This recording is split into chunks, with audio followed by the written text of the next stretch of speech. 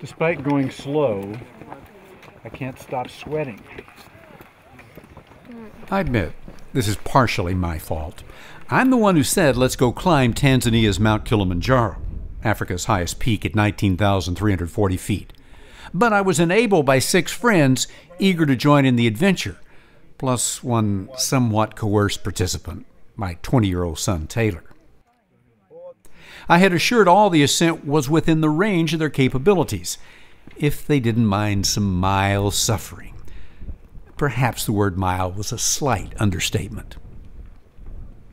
I was thinking about throwing up at altitude. I don't know, we were just talking about it. I'm not what you'd call a plant guy. Don't get me wrong, I like looking at them. I want them in my yard. I appreciate what they do for the environment. But I've never been interested enough to learn their official Latin names. Olea africana. Until today. Olea africana? Olea africana. We're 30 hours and 12,000 feet into our climb, and every 5 minutes, I'm stopping our guide Wilson to ask, what's that plant? What's that flower called? The name is everlasting flower.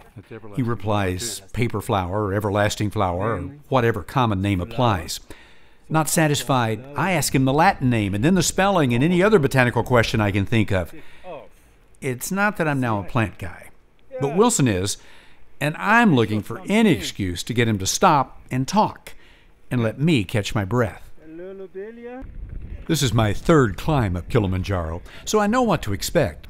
6 nights of sleeping on the ground, no bath for a week, cold, wind, thin air, maybe some mild altitude sickness. So I keep asking myself, why am I doing this again? Finally, I come up with an answer. I blame the Boy Scouts of America. That organization stole my soul when I was a kid and planted it in the wilderness. I was too young to resist their clever sales pitch built around campfires and camping trips. 50 years ago, as a Boy Scout, I climbed my first mountain, or rather, what passes for a mountain in West Texas. Our troop is on a weekend camping trip at Moss Creek Lake near Big Spring, Texas. Off in the distance, rising above the remnants of the Edwards Plateau, stands a solitary pyramid-shaped formation squared off at the top by what looks to us kids like a 100-foot-tall limestone cap. Growing up 80 miles away in Midland, we were surrounded by a flat, featureless landscape where the only bumps on the horizon were mesquite bushes and oil wells. Seeing this monolithic geological wonder looming on the horizon, 2,667 feet above sea level, proves to be an irresistible temptation to a group of 12, 13, and 14-year-old boys.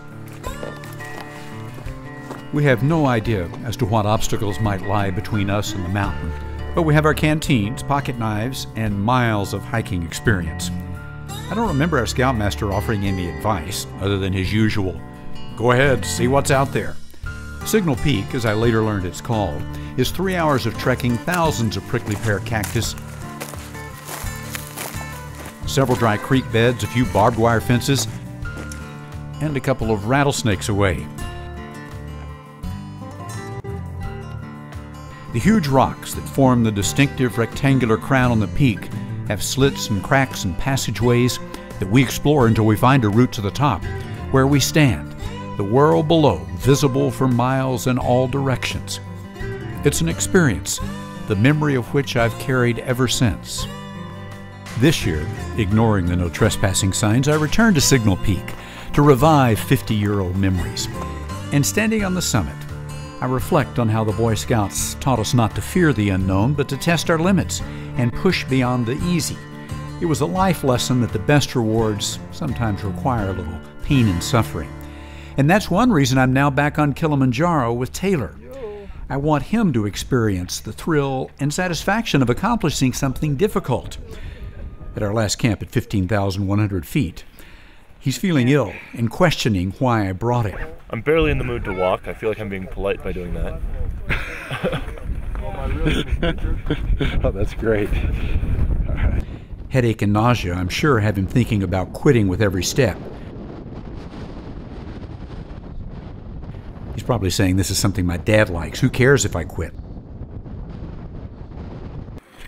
But near the top, I sense a change in attitude, a quickened pace, a new determination to finish no matter what. And when we are finally standing on the roof of Africa, I see in his smile that he is proud of his accomplishment. In fact, he's so hyped at what he's just done that he literally runs all the way, all 19 miles back down the mountain. Although equally elated, my own return on old, worn-out knees is considerably slower. I use the time to again reflect on how I got here and thank the Boy Scouts for getting me up that first hill in Texas 50 years ago.